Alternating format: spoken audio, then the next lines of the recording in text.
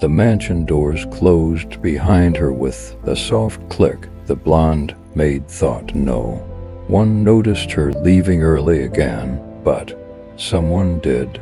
From the shadows of his bulletproof SUV, the Mafia boss watched her hurry down the street, shoulders tense, uniform still damp from hours of cleaning marble floors. She didn't take the boss. She didn't call a ride. She walked fast, almost like she was running from something, and that ass when he made a decision he never made before. He followed her street after street, block after block, through alleys where even his men refused to walk alone. Something was wrong. He could feel it. She finally turned into a rundown neighborhood, the kind of place where broken windows were normal and gunshots were part of the soundtrack. He parked far behind, stepped out quietly, and followed her into a crumbling building. What he saw inside hit him harder than any bullet ever could. No danger, no secret lover, no betrayal, just a tiny room, a thin mattress on the floor, a little boy coughing so hard it echoed through the hallway, and that young maid, the same one who always smiled at work, ripping open a paper bag with shaking hands to feed him the leftovers she had secretly saved from the mansion. She whispered, "Mommy, sorry it isn't much today. I lines, bring more tomorrow." The Mafia boss froze. A lump rose in his throat. He had expected trouble. He had expected lies. He never expected this. Stay with me until the end, because what this Mafia boss chooses to do next doesn't just change her life. It changes his entire empire. Before we begin, don't forget to like this video, hit subscribe, and comment where you re-watching from. Now, let us get into it. Vincent Marcelli ran his empire like a machine. Every detail mattered. Every person had their place. Every movement was calculated. He built his fortune on precision, fear, and knowing exactly what everyone around him was thinking before they thought it themselves. At 42, he commanded respect from men twice his size and twice his experience. His tailored suits never had a wrinkle. His voice never rose above a whisper. His eyes missed nothing. The mansion he called home stretched across 8 acres of perfectly manicured grounds, marble imported from Italy, paintings worth more than most people's houses, security systems that could detect a heartbeat from 3 blocks away. Everything in his world was expensive, controlled, and absolutely perfect. Everything except the questions that had been eating at him for the past 3 weeks. Elena Volkov had worked in his household for almost 2 years, 24 years old, blonde hair always pulled back in a neat bun, blue eyes that somehow managed to stay bright even during the longest shifts. She cleaned with the kind of attention to detail that impressed even him. Never missed a spot, never broke anything, never asked for time off until recently. 3 weeks ago, she started leaving early. Not by much, maybe 30 minutes here, 45 minutes there. But Vincent noticed everything, and this felt different. She would glance at the clock repeatedly during her final hour. Her hands would shake slightly when she folded the last towel. She would practically sprint toward the door the moment her shift ended. His head of security, Marco, had run a basic check on her when she first applied for the position. Clean background, no criminal record, no suspicious associations, just a young woman who needed work and had excellent references from her previous employer. But people change, loyalties shifted, money had a way of making even the most honest person consider impossible things. Vincent had seen it happen before. The accountant who skimmed from the books, the driver who sold information to rivals, the cook who tried to poison his food. Each betrayal taught him the same lesson. Trust was a luxury he couldn't afford. So when Elena's behavior started changing, his instincts kicked in. He instructed Marco to keep an eye on her.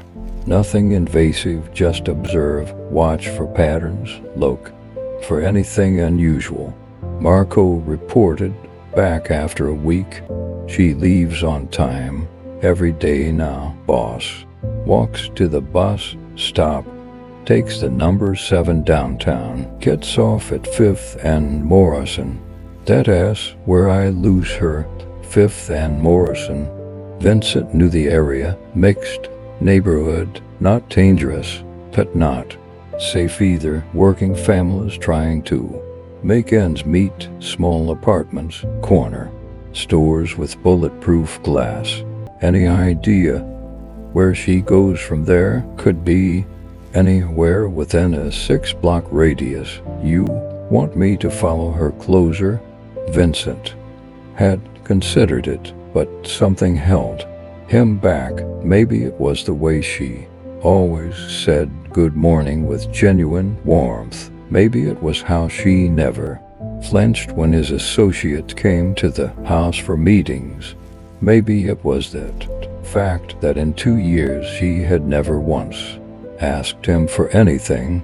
Not yet. He had told Marco, keep watching, but keep your distance. Another week passed. Elena's early departures became more frequent. Her smiles seemed forced. Dark circles appeared under her eyes like she wasn't sleeping. Vincent found himself paying closer attention to her during her shifts. She moved through the house like a ghost, efficient and quiet, but there was tension in her shoulders now, a nervousness that hadn't been there before. One afternoon, while she was cleaning his study, he decided to test her. Elena, he said without looking up from his paperwork. She stopped dusting the bookshelf and turned toward him. Yes, Mr. Marcelli. Everything all right at home? The question hung in the air for just a moment too long. He saw her fingers tighten around the cleaning cloth, saw her chest rise and fall with a deeper breath. Everything is fine, sir. Thank you for asking. But her voice had the slightest tremor, the kind most people wouldn't notice, the kind Vincent had learned to recognize as a lie. Could, he said simply, returning to his papers. Let me know if you need anything. She nodded and went back to dusting, but he could feel the change in the room. The air felt thicker. Her movements became more careful, more deliberate. That's when Vincent knew for certain something was wrong. The question was what, and whether it threatened him. 3 days later, on a Tuesday evening, when the autumn air carried the first real bite of winter, Elena finished her work and headed for the door exactly 37 minutes early. Vincent made his chores. He grabbed his keys, slipped out the back entrance, and climbed into the black SUV he kept for situations that required invisibility. Tinted windows, quiet engine, nothing flashy. He had followed people before, rivals, business partners, men who owed him money, but never one of his household staff, never someone who seemed so genuinely innocent. As Elena walked down the long driveway toward the street, Vincent felt something he hadn't experienced in years. doubt. What if she really was just going home? What if he was wrong about the nervousness, the early departures, the dark circles under her eyes? What if he was about to cross a line he couldn't uncross? But then he remembered the tremor in her voice, the way she avoided eye contact when she lied about everything being fine. Vincent Marcelli had, and he survived in his world by ignoring his instincts. He followed her into the night, not knowing he was about to discover something that would shatter every assumption he had ever made about strength, sacrifice, and what it truly meant to protect the people you love. Elena's footsteps echoed through the empty streets as Vincent kept his distance, his SUV crawling silently behind her. The neighborhood grew worse with each block. Graffiti covered every surfaced street. Lights flickered or didn't work at all. Windows were boarded up or covered with iron bars. This wasn't where he expected his Maid to live. She turned down a narrow alley between two abandoned storefronts. Vincent parked at the mouth of the alley and continued on foot. His expensive Italian leather shoes crunched on broken glass and debris. The smell hit him immediately. Garbage, mold, and something else he couldn't identify. Elena disappeared through a side door of what looked like a condemned apartment building, the kind of place the city had forgotten existed. Vincent approached carefully. Through a cracked window, he could see a dim hallway lit by a single bare bulb. Water stains covered the walls. The carpet was old and dirty. It looked black. He found the door Elena had used. It was slightly ajar. Inside he could hear voices, soft, urgent. Vincent had spent decades learning to move without sound. He slipped through the door and up a staircase that creaked with every step. The voices grew clearer as he climbed second floor, third floor. He stopped outside apartment 3C. The door was thin enough that he could hear everything. Elena's voice, tired and strained. "I know, baby. I know you're hungry. Mommy brought dinner." A child's voice, weak and raspy. "Is it good food this time?" "It is from the big house where Mommy works. The man who lives there eats very well." Vincent pressed closer to the door. Through a gap in the frame, he could see inside. The apartment was smaller than his walk-in closet. One room, no separate bedroom, no separate kitchen, desk for walls, the tiny window, and barely enough space for the essentials. Elena knelt on the floor next to a mattress where a little boy lay covered in blankets. He looked about 6 years old, maybe 7. His face was pale, his breathing shallow. Even from the hallway, Vincent could hear the wheeze in his lungs. Elena opened the paper bag she'd been carrying. Vincent recognized the containers inside. They were from his kitchen, leftovers from meals his personal chef had prepared. She pulled out a small portion of pasta, some bread, and what looked like part of a chicken breast. Food that would have been thrown away at his house was a feast here. "Eat slowly," she whispered to the boy. "Make it last." The child tried to sit up but started coughing violently. Elena supported him with one arm while holding a plastic cup of water. With the other, the coughing fit went on for almost a minute. When it finally stopped, the boy was exhausted. Elena helped him lie back down and pulled the blankets up to his chin. "Mommy has to work extra tomorrow," she said softly. "Mrs. Patterson next door will check on you, but I need you to rest." "Okay." Take your medicine when she brings it." Vincent's eyes adjusted to the darkness inside the apartment. On a small table next to the mattress, he could see medicine bottles, several of them the kind that cost hundreds of dollars, even with insurance, the kind most people couldn't afford. Elena kissed the boy's forehead and stood up.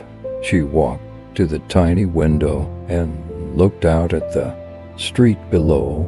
In the dim light filtering through the glass, Vincent could see tears running down her face. She wiped them away quickly and returned to her son.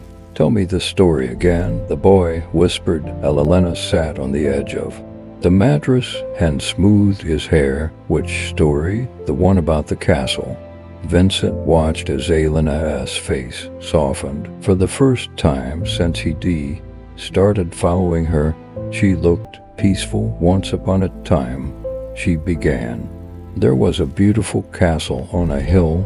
It had marble floors that sparkled like diamonds and paintings that looked like windows to other worlds. The people who lived there ate food fit for kings and slept in beds softer than clouds." The boy's eyes closed as he listened. "And one day," Elena continued, "a little prince lived in that castle. He was brave and strong and kind. He never got sick and he never went hungry, and he had everything his heart desired." Vincent felt something twist in his chest. She was describing his house, his life, but through her eyes it wasn't tea, just wealth and power. It was a fairy tale. "Will I ever see the castle, Mommy?" Elena's voice broke slightly. "Maybe someday, baby. Maybe someday we lions visit the castle together." The boy smiled and drifted off to sleep. Elena sat there for a long moment, watching him breathe. Then she stood up and began moving around the small apartment. She checked the locks on the door. She counted the money in a coffee can on the counter. She looked through the medicine bottles, reading labels and checking dates. Vincent had seen enough. He backed away from the door as quietly as he had approached. But as he reached the staircase, he heard Elena's voice again. She was crying now, really crying, the kind of broken sobs that come from someone who has been holding everything together for too long. "I am so sorry," she whispered to her sleeping son. "I am so sorry. I can't give you more. I am trying so hard, but it's never enough." Vincent stopped on the stairs. His hand gripped the railing so tightly his knuckles turned white. In his world, weakness got you killed. Emotion was a liability. Caring about anything too much gave your enemies a weapon to use against you. But standing in that crumbling stairwell, listening to a young mother apologize to her sick child for not being able to afford a better life, Vincent felt something he hadn't experienced in 20 years. Shame. He thought about his mansion with its empty rooms and expensive furniture. He thought about the food his chef threw away every night. He thought about the money he spent on things he didn't need. While Elena counted coins to buy medicine for her son, he thought about how she smiled at him every morning, despite everything she was going through, how she never complained, never asked for help, never showed even a hint of the pain she was carrying. Vincent made it back to his SUV without being seen. He sat in the driver's seat for 10 minutes, staring at the building where Elena and her son live. For the first time in decades, Vincent Marcelli didn't know what to do next, but he knew one thing with absolute certainty. Everything was about to change. About to change. The drive back to the mansion felt like the longest journey of Vincent's life. Every red light, every turn, every mile stretched endlessly as images of that tiny apartment burned themselves into his memory. The boy's labored breathing, Elena's whispered apologies, the medicine bottles that cost more than most people made in a week. By the time he pulled through his own gates, the contrast felt obscene. Motion sensors triggered lights that illuminated perfectly trimmed hedges. The circular driveway led to a front entrance that could house 3 families. Marble columns reached toward the sky like monuments to access. Vincent sat in his car for 20 minutes after parking, staring at the fountain in his courtyard. The water danced under spotlights, a display that probably cost more to run each month than Elena paid in rent. He finally went inside, but the house felt different now. Every room seemed too large, every piece of furniture too expensive, every painting on the wall too indulgent. In his study, Vincent poured himself 3 fingers of whiskey and stood by the window overlooking his grounds. The security lights created pools of brightness across the lawn, each one representing a monthly salary for someone like Elena. Sleep didn't he come that night? Vincent lay in his king-size bed, staring at the ceiling, replaying every conversation he'd ever had with Elena, her quiet thank you when he'd given the staff Christmas bonuses, her genuine concern when he'd mentioned having a headache, the way she never looked at him with fear, even though everyone else did. She had never seen him as a dangerous man. She had seen him as the owner of a fairy tale castle. The next morning, Vincent arrived at breakfast to find Elena already at work. She moved through the dining room with her usual efficiency, straightening chairs and wiping down surfaces that were already spotless. "Good morning, Mr. Marcelli," she said with that same warm smile. But now Vincent could see what he'd missed before, the slight tremor in her hands, the way she moved a little slower than usual, the dark circles under her eyes that makeup couldn't quite hide. "Elena," he said, setting down his coffee cup. "Sit down for a moment." She paused, clearly surprised by the request. "Is something wrong, sir?" "Nothing is wrong, I just want to talk." Elena glanced around nervously, as if sitting in his presence might break some unspoken rule. Finally, she perched on the edge of a chair across from him.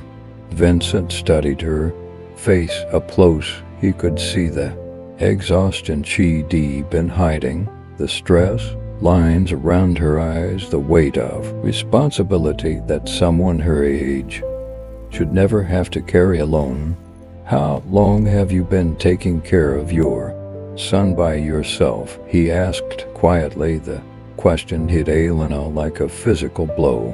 Her face went pale, and her hands clenched together in her lap. "I don't understand what you mean," she whispered. Elena, Vincent's voice was gentle but firm. "I know about your son. I know about the apartment. I know about the medicine." For a long moment, she just stared at him, then her shoulders began to shake and tears started streaming down her face. "Please don't fire me," she said, the words tumbling out in a rush.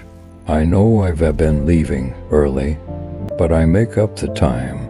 I work through lunch. I never take breaks. Please, I need this job." He needs me to have this job. Vincent felt that same twist in his chest he'd experienced the night before. "I am not going to fire you," Elenina looked up at him, hope and disbelief wearing in her expression. "Tell me about him," Vincent said. "Tell me about your son." The story came out in broken pieces. Elena's boyfriend had disappeared when she got pregnant. Her parents had disowned her for refusing to give the baby up for adoption. She worked 3 jobs while going to night school, trying to build a better life. Then her son got sick. The doctors say it has asthma, but it has complicated, Elena explained, wiping her eyes with the back of her hand. He needs special medications, breathing treatments, regular checkups with specialists. The insurance I get from working here covers some of it, but not everything, not nearly everything. Vincent listened without interrupting as she described nights spent in emergency rooms, choosing between medicine and food, watching her son struggle to breathe, while she felt helpless to fix it. "I've been taking the leftover food because I can't afford groceries and his medicine." In the same week, she continued, "I know it is stealing and I know you could have me arrested, but I didn't know what else to do. He is only 7 years old and he has been so sick and I just wanted to make sure he had something to eat. It is not stealing," Vincent said firmly. "That food would have been thrown away anyway." Elenina looked at him with confusion. "But it belongs to you, and now I am giving it to you officially." For the first time since she started talking, Elena managed a small smile, but it faded quickly. "That is very kind of you, Mr. Marcelli, but it doesn't solve the real problem. The medicine, the doctor visits, the rent on that apartment. I am drowning, and I don't know how to save you as both." Vincent stood up and walked to the window. Outside, his gardeners were trimming hedges that didn't need trimming, maintaining perfection that no clears throat one but him would ever see. "What if I told you there was a solution?" he said, turning back to Elena. She looked up at him with desperate hope. "What do you mean?" "What if I told you that you and your son could live here in the house?" Elena's mouth dropped open.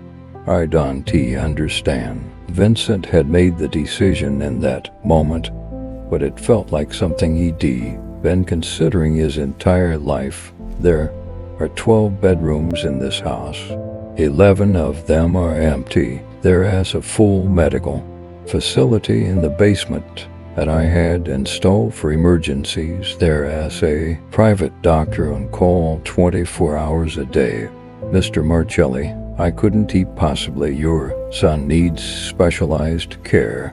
I can provide that. You need stability and security. I can provide that too.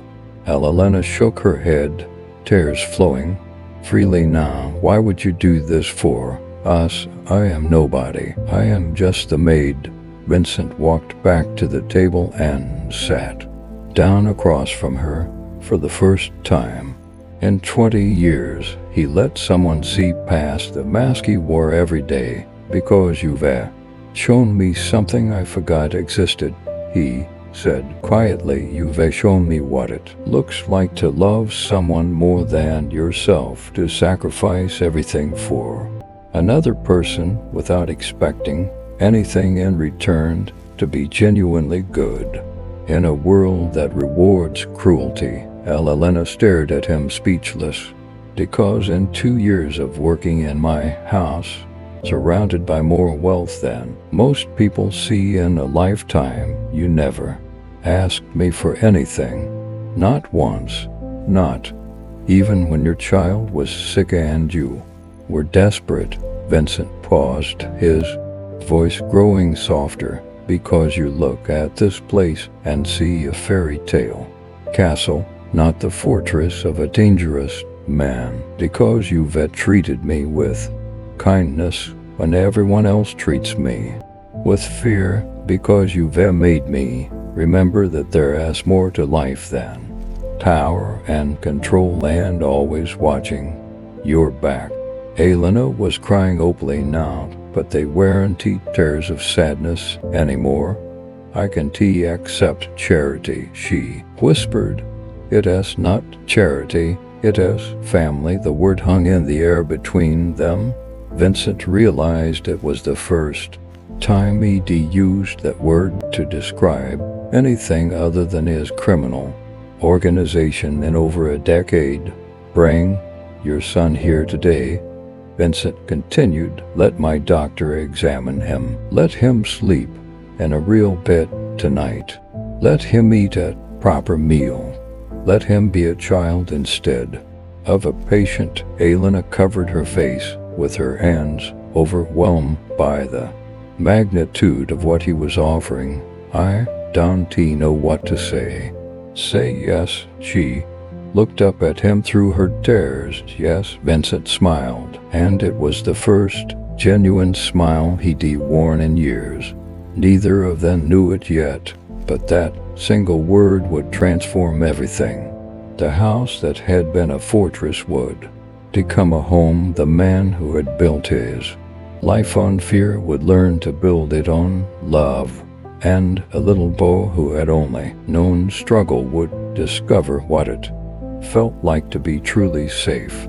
But first, there was a child to save, and Vincent Marcelli, who had never failed at anything that truly mattered to him.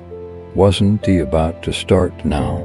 Now Vincent called his personal physician within the hour. Dr. Harrison had been treating the Marcelli family for 15 years, asking no questions and keeping every secret. But when Vincent explained the situation, even the usually stoic doctors sounded surprised. You want me to examine a child here today? His name is Alex. He is 7 years old. He has severe asthma, and hasn't he been getting proper treatment? I want a full workup, and I want to know exactly what he needs to get better. Vincent, I am not a pediatric specialist.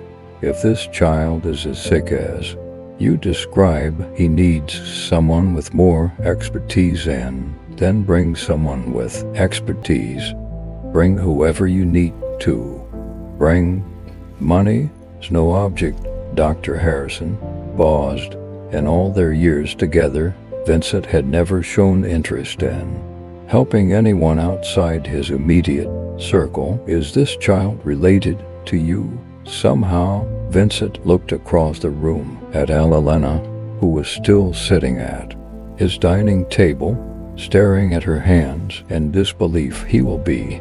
By noon, Elena had returned to the apartment with Vincent as driver and 2 of his most trusted men, not for protection, but to help move what little they owned. When they arrived at the building, Vincent was already there, standing in that cramped hallway, seeing the place in full daylight for the first time. Somehow it looked even worse than it had the night before. Alex was awake when his mother walked through the door with 3 strangers behind her. The boy looked exactly as Vincent had imagined, fragile, pale, but with intelligent eyes that missed nothing.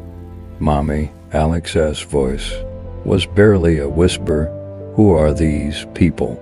Elena knelt beside his mattress and took his small hand in hers. Baby, I want you to meet someone very special. This is Mr. Marcelli. He is the man who lives in the castle I told you about. Alex's eyes widened as he looked at Vincent. Despite everything, despite being sick and scared and confused, the boy smiled. The real castle with the marble floors. Vincent found himself crouching down to Alex's level, something he'd never done with any child before that's right, and I was wondering if you and your mother would like to come stay there for a while, forever? Alex asked, his voice filled with hope. Vincent glanced at Elena, who nodded through fresh tears. Forever. The move took less than an hour. Everything Elena and Alex owned fit into 2 cardboard boxes and a duffel bag. As they prepared to leave, Alex insisted on walking out on his own, even though each step seemed to exhaust him. I am brave, he told Vincent, his small hand gripping the railing as they descended the stairs. Mommy says brave boys don't let anyone carry them. Vincent wanted to scoop the child up and spare him the struggle, but he understood Alex had been fighting his whole life. Taking away his dignity wasn't kindness. The ride to the mansion was quiet. Alex pressed his face to the window, watching the neighborhoods change from rundown to middle class to wealthy. When they finally passed through Vincent's gates, the boy gasped. "It's bigger than I imagined," he whispered. Elena chose a bedroom on the 2nd floor, close to Vincent's master suite, but with its own sitting area and bathroom. The room was larger than their entire apartment had been. Alex ran from corner to corner, his wheezing forgotten. In his excitement, Mommy, look, there's a television and books, and the bed is so big. But when Dr. Harrison arrived with a pediatric pulmonologist, Alex became quiet and suspicious. He spent too much time in hospitals and clinics to trust doctors easily. "I don't want any shots," he told Vincent, hiding behind his mother. "How about this?" Vincent said, sitting on the edge of the bed. "What if I stay here with you while the doctors check you out? And if they need to give you any medicine, they have to explain to both of us exactly why you need it." Alex considered this. "You lines make sure they don't hurt me. I promise." The examination took 2 hours. Vincent watched as the specialist listened to Alex's lungs, took blood samples, and ran tests he'd never heard of. The boy was braver than most grown men, Vincent knew, only crying once when they had to insert and for the blood work. When it was over, Dr. Harrison and the specialist Dr. Chen asked to speak with Vincent and Elena privately. The good news is that Alex's condition is very treatable, Dr. Chen began. The bad news is that he has been severely undertreated for years. His lungs show significant inflammation, and he has developed some complications that could have been prevented with proper medication. Elena's face crumpled. "I did the best I could with what I had." "You did amazingly," Dr. Chen said gently, "but Alex needs a comprehensive treatment plan, daily medications, regular breathing treatments, environmental controls, and close monitoring without insurance complications and cost considerations. We can get him back to being a normal 7-year-old. "What does that mean exactly?" Vincent asked. Dr. Chen pulled out a tablet and showed them Alex's X-rays. "We talking about a complete overhaul of his treatment. New medications that cost about $800 a month, a nebulizer system for the house, air purifiers for his room, regular checkups every 2 weeks initially, then monthly, and if he has a severe attack, immediate access to emergency care." Vincent didn't even blink at the numbers. "What else?" "Physical therapy to help strengthen his respiratory system, nutritional counseling to make sure he has getting what he needs to fight infections, and honestly, the biggest thing will be reducing his stress levels. Sick children who live in unstable situations often have worse symptoms because anxiety triggers asthma attacks. Elena was quiet for a long moment. How long before we see improvement? If we start the new treatment plan today, you should notice a difference within a week. Within a month, he should be breathing easier than he has in years. That evening, Vincent found Alex in the mansion's library, a room the boy had discovered on his own. He was sitting in a chair meant for adults, his feet dangling several inches from the floor, slowly turning the pages of a picture book about dragons. Finding anything interesting? Vincent asked. Alex looked up. I can't read all the words yet, but the pictures are beautiful. I've never seen so many books in one place. Vincent pulled up a smaller chair next to him. Would you like me to read to you? Alex nodded eagerly, and Vincent began reading about brave knights and magical kingdoms. But as he read, he realized something profound had shifted inside him. For decades, he had built walls to keep the world out. Tonight, he was reading bedtime stories to a sick child who saw him not as a dangerous criminal, but as the kind man who lived in a castle. 6 months later, Alex was running through the mansion's gardens, his laughter echoing off the marble walls. His breathing was clear, his cheeks had color, and he called Vincent Papa. Vincent, without any prompting from his mother. Elena had become more than just a maid. She had become the heart of a home that had been nothing but a fortress for far too long. Vincent's empire still existed, but it operated differently now. The man who once ruled through fear had learned to lead through something far more powerful. He established medical clinics in underserved neighborhoods. He funded scholarships for single mothers. He quietly paid hospital bills for families who couldn't afford treatment. His associates noticed the change, but none dared question it. Vincent Marcelli was still the most dangerous man in the city. He just happened to be dangerous in defense of different things. Now, sometimes the most powerful transformations happen not when we gain something, but when we finally see what was already there.